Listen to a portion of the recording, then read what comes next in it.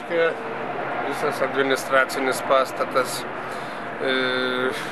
sargai, pagrindinis įvažiavimas, virtuvė patogi atvykstantiems svečiams, kad galėtų pasigaminti maistą, įsiplauti indus.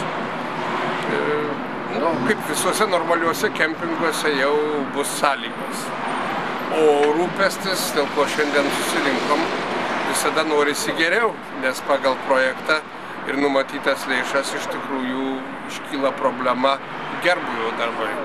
Norisi, kad būtų aplinka estetiška, graži, kad būtų žolytė, būtų ne betono, ne asfalto takai, o betono, nes nuo saulės asfaltas kaista danga ir skleidžia, aišku, nemalonų kvapą. O tai visą tai kainuoja tam tikrus pinigus ir šiandieną tų pinigų, kad užbaigti, sakykime, kokybiškai šitą projektą, šiek tiek stinga.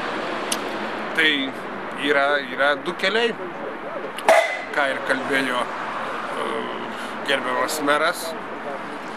Reikia viską galutinai susiskaičiuoti arba minimaliai šiai dienai pasidarom tą, ką galim pagal turimas lėšas ir laukiam antro etapo, kada vyks taip pat projektas iki jau Neries, antras etapas kempingo plėtros, arba kažkokiu būdu bus rastos lėšos, trūkstamos lėšos, kad iš tikrųjų tas kempingas taptų gražiu, patraukliu.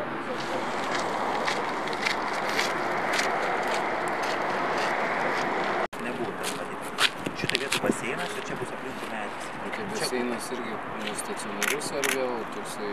Nestacionarus, o žiemą tai jisai bus tas toksai laikinas, bet jis jo išleidžiamas, bet žiemą čia laikys užšos, nes jis, žinai. Žiemą, ne?